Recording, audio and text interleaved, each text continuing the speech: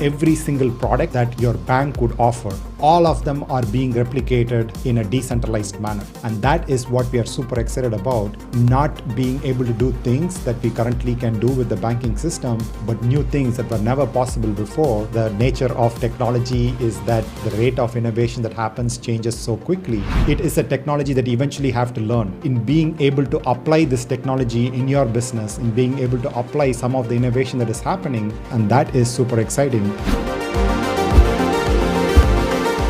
you don't own assets, you're going to have a problem in 5 or 10 years from now. Bitcoin is now a digital asset, and there's basically no barrier to entry because anyone can do it.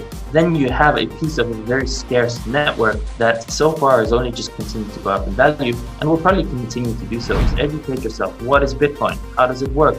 Billions and billions of dollars that are being invested now to build the infrastructure and to make it easier will get easier and easier until you don't even realize that you're using it. And I think we're moving towards this digital economy, and digital money is basically a huge part of that. The most disturbing thing of all is that the biggest banks and now government agencies like the IMF are deeply involved in developing cryptocurrency technology. The more I learned and still am learning on that, this is it. This is a cashless society. The digital currency is it. As some people call it, it's the mark of the beast. Right. Wait a minute, did they trick us? The cryptocurrencies, the most popular ones, are dominated by banking interests, and they're not stupid.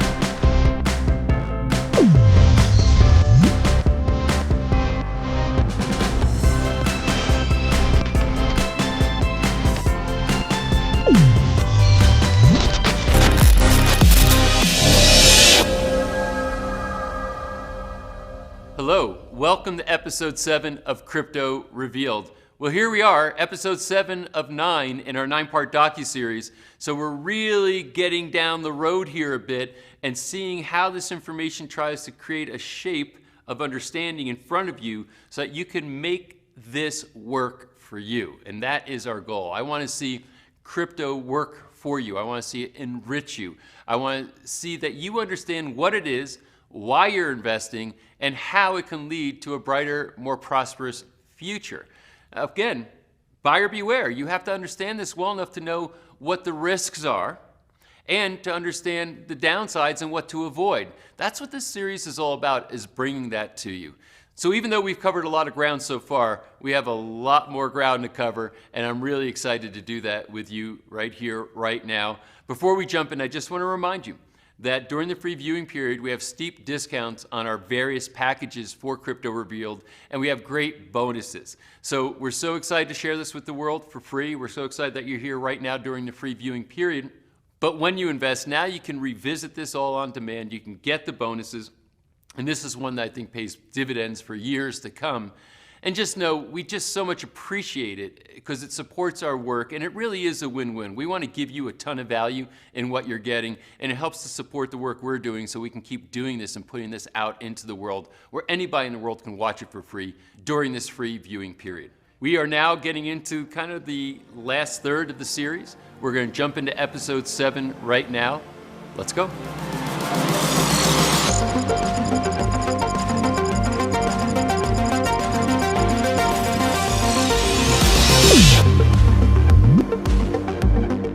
There's a lot of powerful entrepreneurs that the crypto space has created. In essence, people who've come into the space and they've done pretty dynamic and important things. One of those people is Vijay Anma.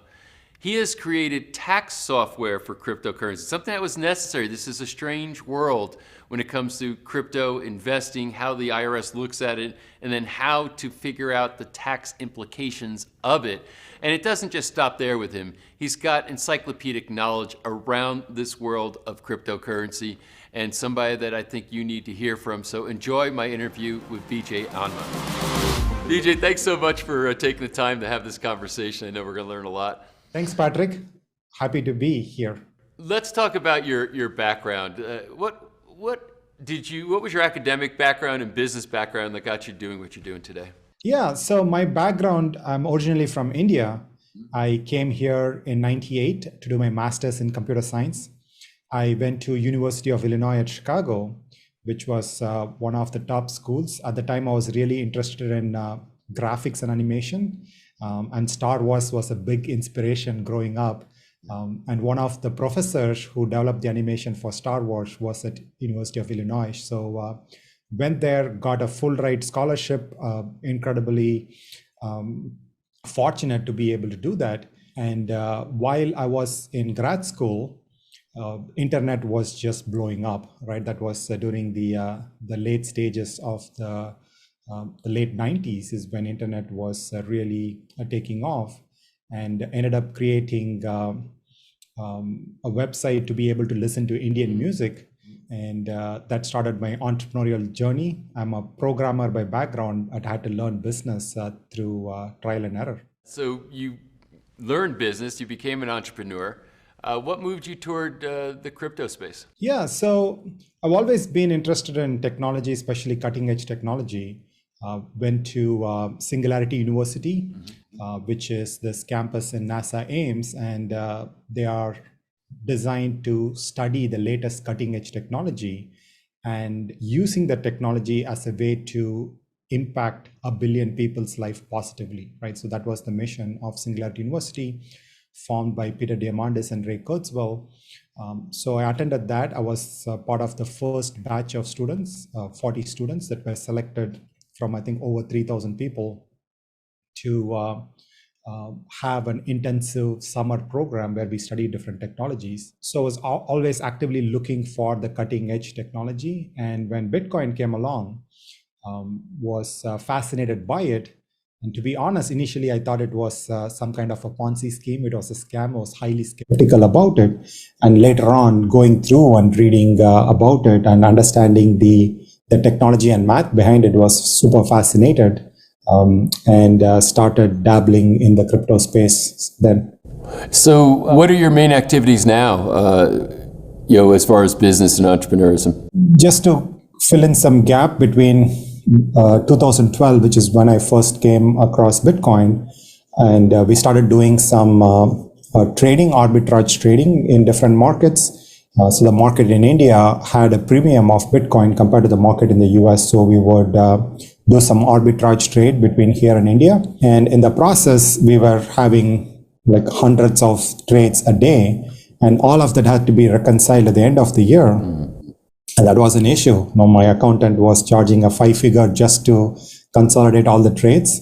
And I thought there should be a better way. So we created a software for doing tax and accounting for cryptocurrency. And that was sold to Ernst & Young in 2018 or so. And then after that, I currently run a crypto fund called Genesis Vault Capital. And with Genesis Vault Capital, the fund is designed for investors to participate in this emerging asset class of cryptocurrencies.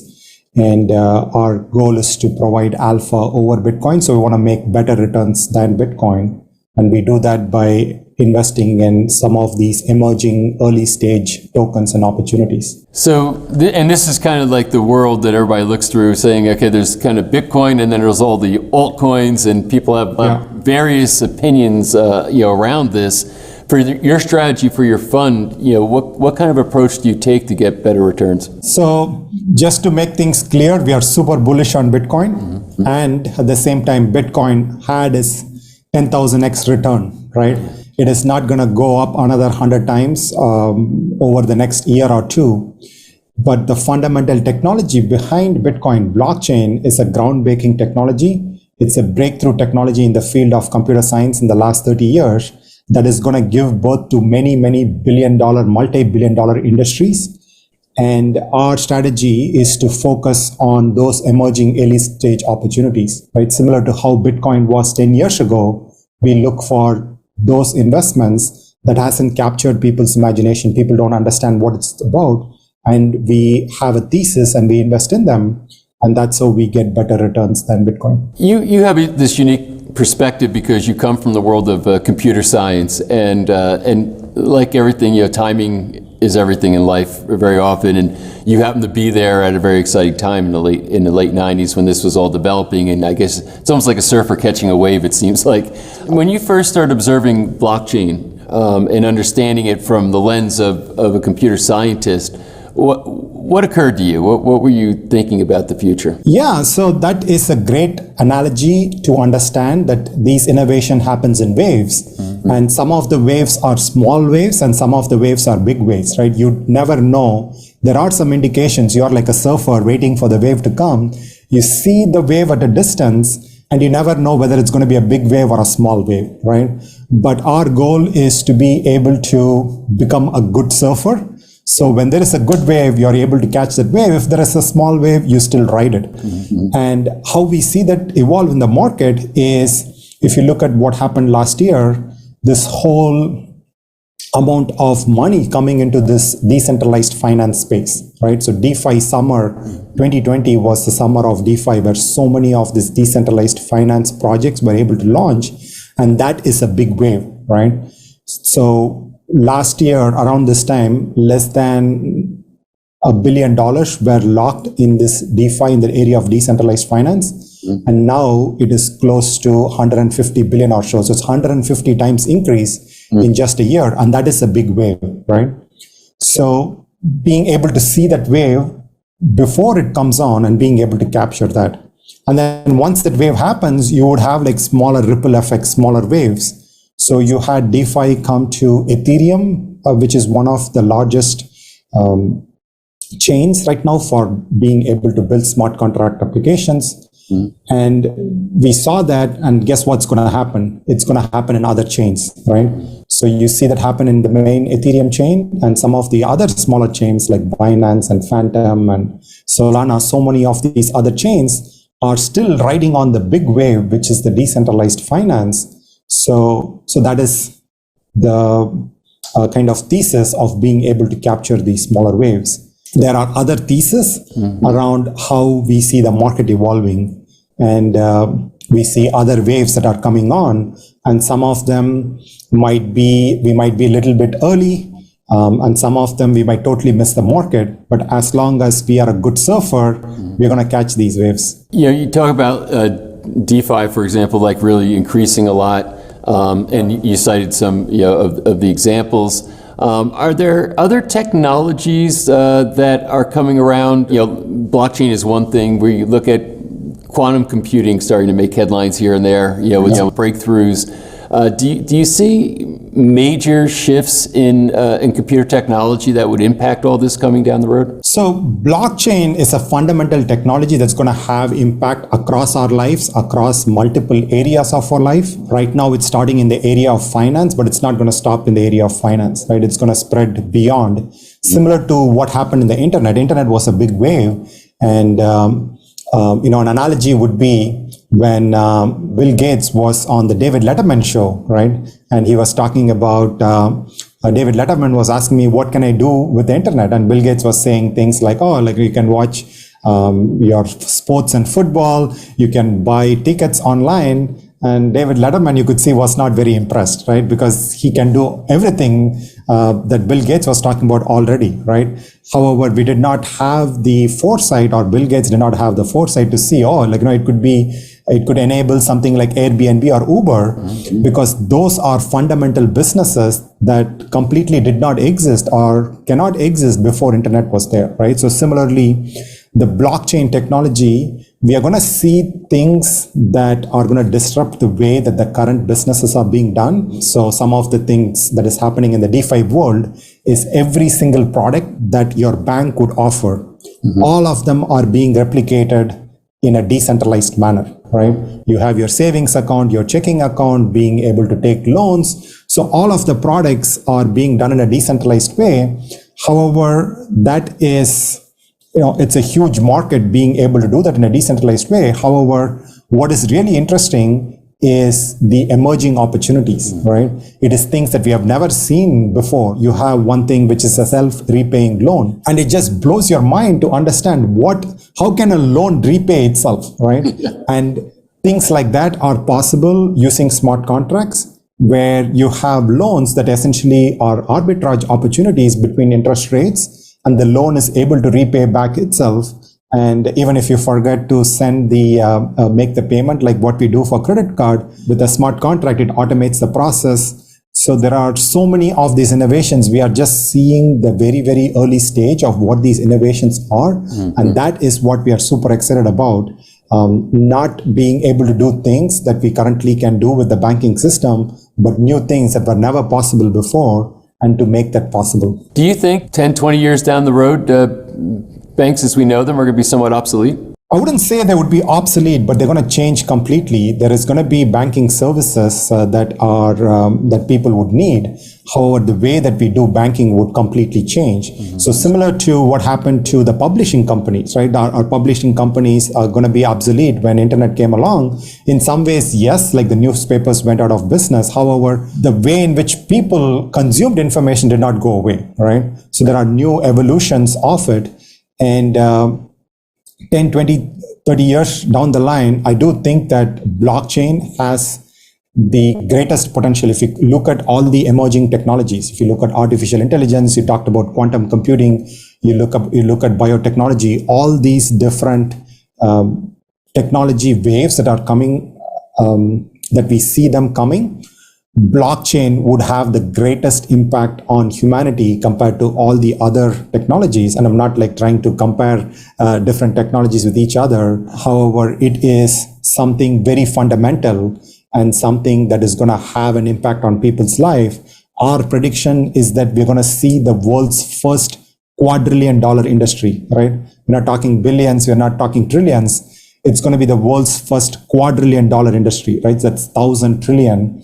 And that's because it's an enabling technology. You can do real estate transactions with it, right? You can buy movie tickets. You can have art. You can have, so many other ways of being able to transact, not just in the financial world, but outside of the financial world, which makes it really, really interesting. When you are managing your fund, or when the people who manage the fund get together, because this is such a wild, wild west in a sense, how do you manage risk? You have this fund, you want to get returns, but risk management is probably a little bit different than what we consider traditional risk management. How do you approach that? That's a great question.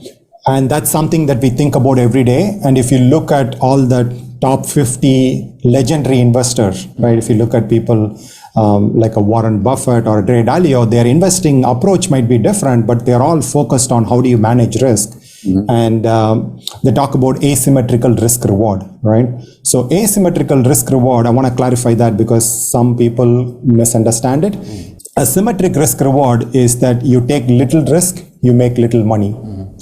You take a lot of risk, you make a lot of money, but the ratio remains the same, right? So asymmetrical risk, people think that, I can take a big risk and I'll make a lot of money. That is not asymmetrical risk. That is still symmetrical risk. Asymmetrical risk is when you are making a bet, say you bet $1. If you win, you make $100, but if you lose, you still get your dollar back, right? So that is asymmetrical risk, and many people have a misunderstanding around that. Now, all of these people talk about asymmetrical risk, but how do you take asymmetrical risk, right? We believe that asymmetrical risk comes from asymmetrical knowledge, right? So asymmetrical knowledge means that there is something that that you believe in, that others in the industry have not thought about or have not believed in yet. So when we are taking these risks, we only take risk when we have asymmetrical knowledge, right?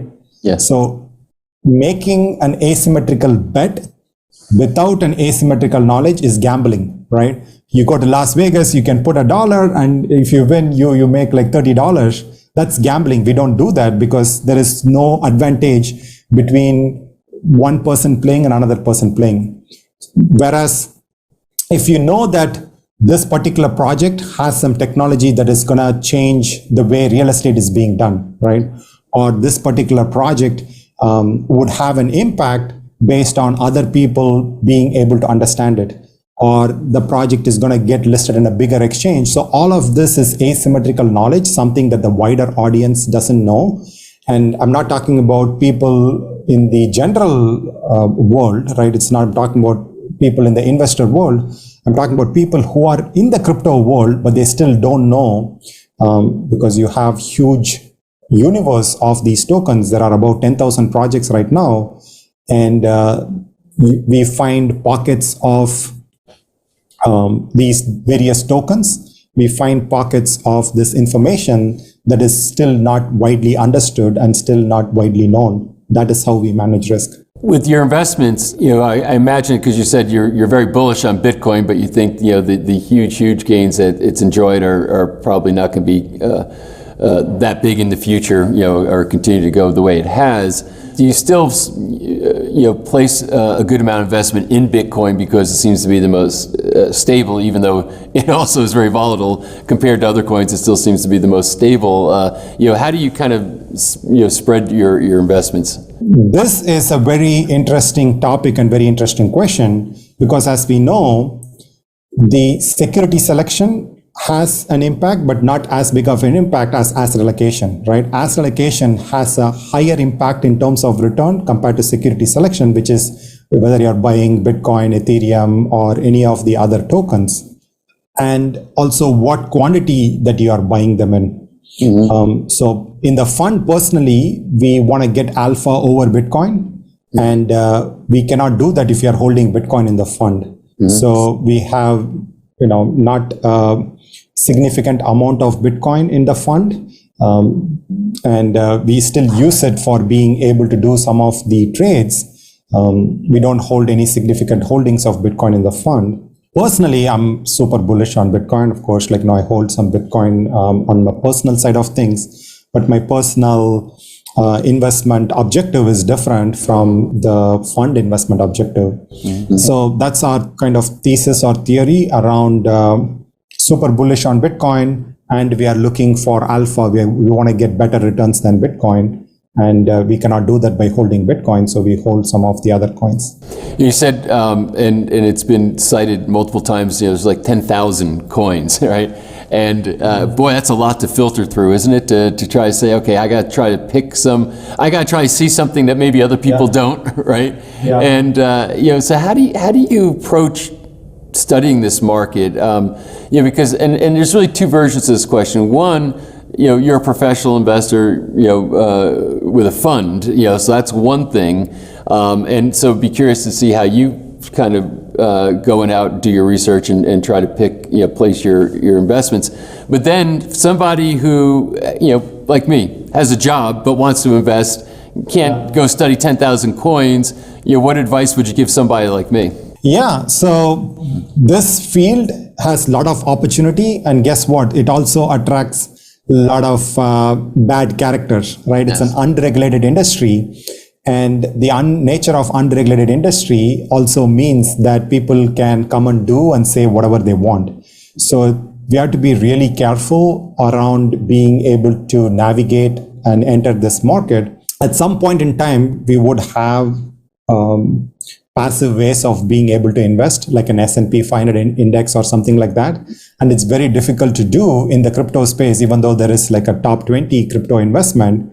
I would say maybe three of the top 20 coins right now are scams or fraud, right? They are intentionally defrauding the investors. They are saying one thing to the investor, but doing completely differently. Mm-hmm. And so you cannot take a passive index approach in the crypto space because of that. So for someone who has a normal job and being able to navigate the space, I would say keep the approach very simple. One is have a long-term approach, right? Being able to have a long-term horizon, maybe like 10, 20 years down the line. We are still going to have Bitcoin. We're still going to have Ethereum. We're going to still have a couple of other coins, things like Link and Cardano. ADA is their token. So all of those projects are high-quality projects that are going to exist at least for the next like 5 to 10 years. Again, things might change. The nature of technology is that the rate of innovation that happens changes so quickly. So most likely they're going to be there for the long term. and focus not on finding new projects, but adding more to the existing projects. And the way to do that is to follow dollar cost averaging. So if you just set it up and take a portfolio of 4 or 5 different coins, right? These can be like, really well-known, successful coins. One thing would be like what is called as a Bella protocol. So B is Bitcoin, E is Ethereum, L is Link or Chainlink, and A is ADA or Cardano. So that is 4 different projects. And to be able to invest an equal amounts, right? We can get really sophisticated and go, okay, like you need to do 8.34% in Bitcoin and 93.7%, whatever it is, right? We can get really specific and technical. However, complexity is the enemy of execution, right? If you just keep it really simple, take 4 or 5 coins and divide them equally and set it up so that you're investing on a monthly basis, that is the best approach for someone who is not doing it on a professional basis. So that is what I would recommend is 1, focus on asset allocation. Don't just hold one coin. Still bullish on Bitcoin, but we don't know if it's going to survive or not, right? So we need to be very realistic about it. The first social network did not succeed. The first search engine did not succeed. Google was the 9th search engine that came along. And we do believe that some of these opportunities are going to evolve, and we don't want to risk everything in one particular project or coin. So take a portfolio approach of 4 or 5 different coins and do a dollar cost averaging over a period of time. And that would be the best approach from a passive investment perspective. Really good advice. Thank you for that. Now, looking at for the professional investor, like what you do, how do you go out and try to identify high probability, early stage, coins? Yeah, that's a good question. We have our own methodology. So there are about 8 different signals that we look for in the coins that we are going after, right? We call it GREAT methodology. So it has 8 signals. They all start with T. And it's GR8T. Genesis Research 8T methodology. And 4 of them are qualitative signals and the other 4 are quantitative. So things like we look at team and the quality of the team behind the project. Sometimes the team is anonymous, like is in the case of Bitcoin. So we use other signals as proxy on evaluating the team. Then we look at how the team is able to coalesce a community around it, right? So that's one of the signals. We also look at the total addressable market. We are interested in projects that have huge impact, right? We are interested in billion-dollar opportunities. We are not interested in small opportunities. The next T is transformative impact. How can this project completely transform the way the businesses are done, right? We are again looking for businesses that doesn't do a 10% improvement, but 10x improvement on what's happening. Lastly is the thesis. So we go through and read the white paper. We understand what is the thesis or the theory behind the individual team and how are they approaching the market. So those 4 are what we would call as qualitative, meaning that someone goes and looks at it and makes a judgment, whether it's me or myself from the team, around making qualitative decisions on those 4 signals. The other 4 signals are quantitative, meaning it's a way to quantify it. One of them is token economics. And token economics is a fascinating new field. It's a combination of finance, economics, and psychology. So it's a combination of all those 3 areas. And understanding this token economics, it's a super skill, right? It's a superpower, because when you go through and read what the projects are about, typically they write a white paper, right? And the white paper is more like a recipe of how a cake is made, right? So the Bitcoin white paper talked about there will be 21 million Bitcoins ever, and this is what the emission schedule looks like, or this is how many Bitcoins which will be created over a period of time. And the creation period is going to cut in half every 4 years. So that is the recipe of the Bitcoin. Now the superpower is being able to read the recipe, which is like a recipe of a cake, and already knowing how to taste the cake, right? So that is a super skill, because what is happening is that you have different projects, and a lot of these projects are open source. So anyone can take the project and can change it and change like one small thing. And that one small thing could make a huge impact, because you have your cake recipe, and it's adding cardamom to the cake, right? So maybe adding that cardamom completely changes the taste of the cake and makes it taste really good and delicious. If you taste the cake and know that adding cardamom is great, then it is good, but it's not as good as just reading the recipe and thinking about, oh, cardamom, if you add to the cake, man, this is going to be mind-blowing, right? So similarly, it's going and reading through the white paper, understanding the token economics, and already projecting how would it look like in the future. So Nikola Tesla, he had this famous quote wherein which somebody asked him, how does he test his motors, right? So he's designing these electric motors, and Tesla, he constructs the motor in his mind, and he is having it run in his mind in real time. And if he does a good job of constructing in his mind, then there is no difference for a motor that is running for 20 hours versus a motor that is running in mind. They will both have the same kind of impact, and that is Tesla's super skill, right? So similarly, this is an area of the token economics field. If we can learn to do that, right? If we can learn to taste the recipe of this, understanding the token economics, how many tokens are being emitted, and seeing what the impact is projecting it into the future, that is a super skill that I would encourage anyone to learn how to do that. Again, there is a certain science to it and certain art to it. So that would be the fifth signal. And we have three other signals that I'm going to go through real quick. I just dove deep into the token economics because I think that is the very crucial signal for us to determine the quality of the project. The other three signals are also quantitative, meaning things that can be quantified. One is the technology. Most of these are open source projects. We go in and look at the quality of the code. They are available on GitHub and other publicly available platforms. The next signal is around traction, and it's about how the project is able to capture the imagination of the community, right? So most of the crypto projects is about community, and you have some really great technology, but they don't have a good community, whereas some of the projects have a great community and the technology is not there yet. We would bet on a great community over technology any day. Ideally, we have both, but community makes such a big impact. And the last is the timing. Because these are volatile markets, you need to know when to enter and when to be able to exit. And that is our last and eighth signal. So that is the great methodology. And want to give an overview of how we go about evaluating these projects. Well, thank you for sharing all that so openly. You have a unique perspective in the fact that you've lived in multiple cultures. And so you're from India, you went to school in the United States, so you've got this perspective that's different than somebody like me who's only ever lived in the United States, and I'm looking just through one lens. One of the interesting things about blockchain and cryptocurrency is the fact that, hey, it kind of transcends borders, it decentralizes, it transcends governments. So can you culturally speak to crypto and blockchain, having your perspective saying, hey, I kind of see a broader part of the world and experience the world maybe a little bit differently than people who are born in a place and stay there their whole life. How do you see it culturally?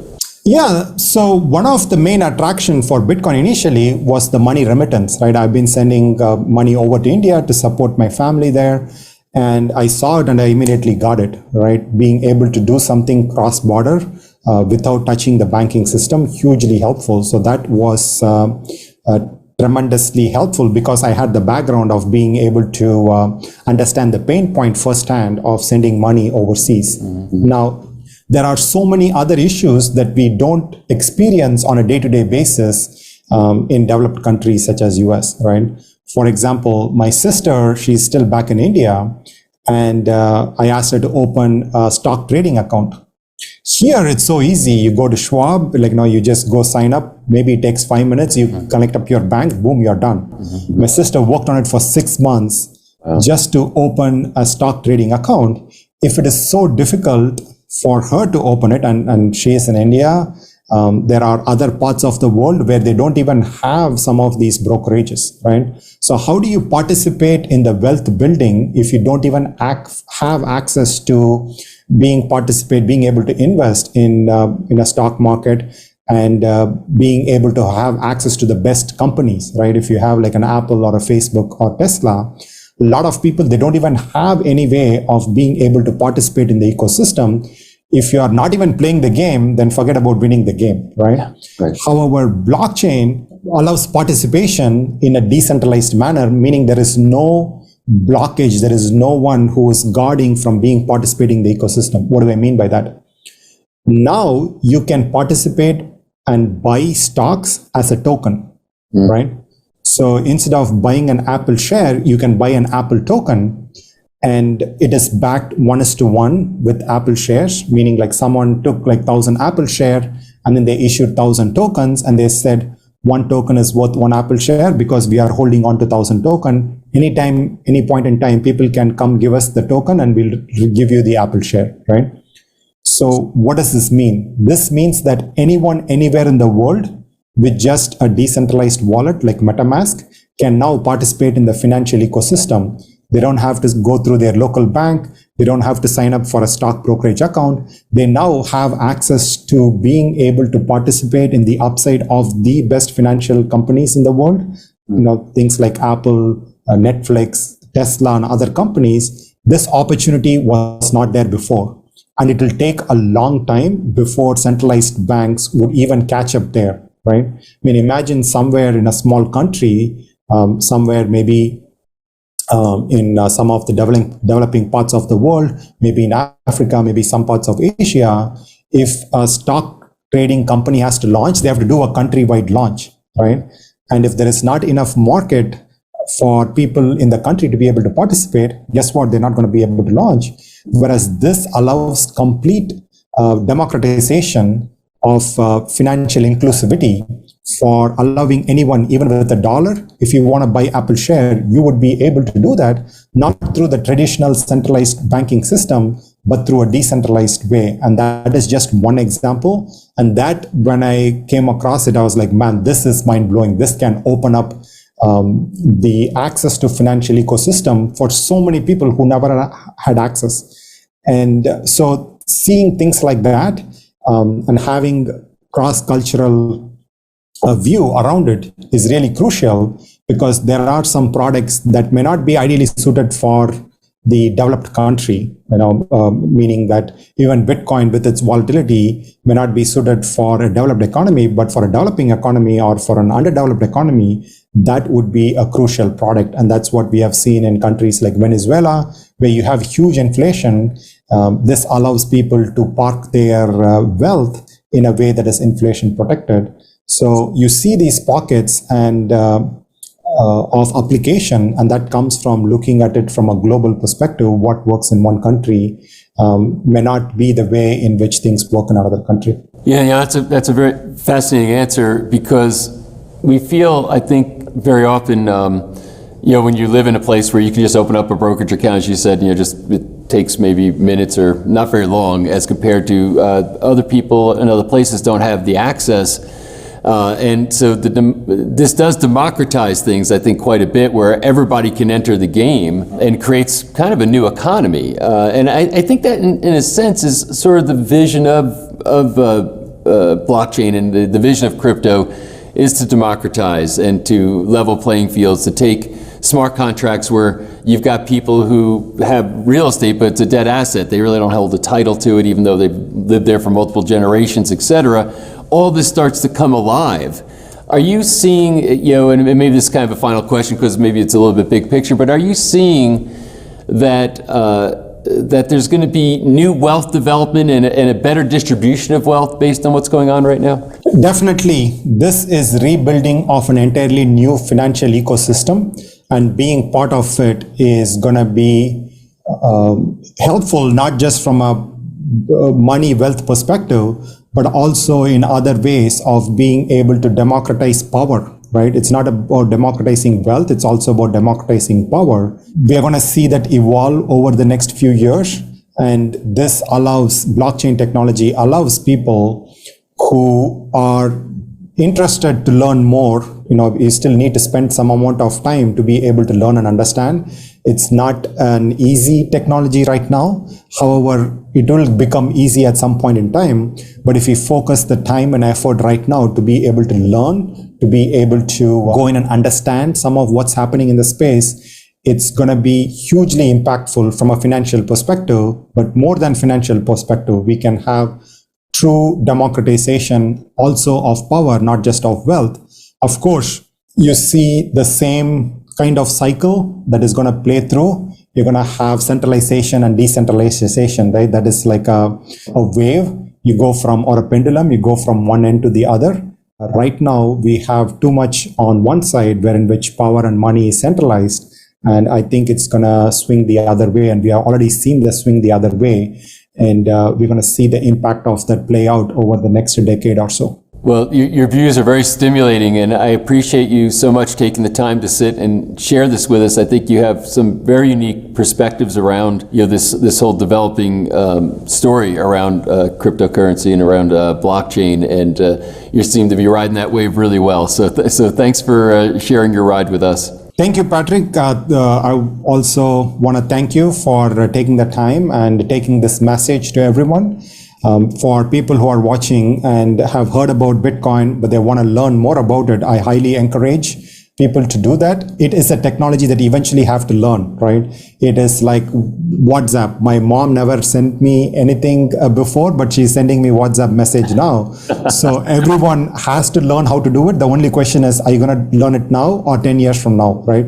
Is your time going to be more valuable now or 10 years from now? For most people, time 10 years from now is going to be more valuable. So it's better to spend the effort and time to be able to learn it now, which will also increase not just the financial reward, but in being able to apply this technology in your business, in being able to apply some of the innovation that is happening and bring the domain knowledge into what you're working on and what your business is. And that is super exciting because that's how we see the change going to happen.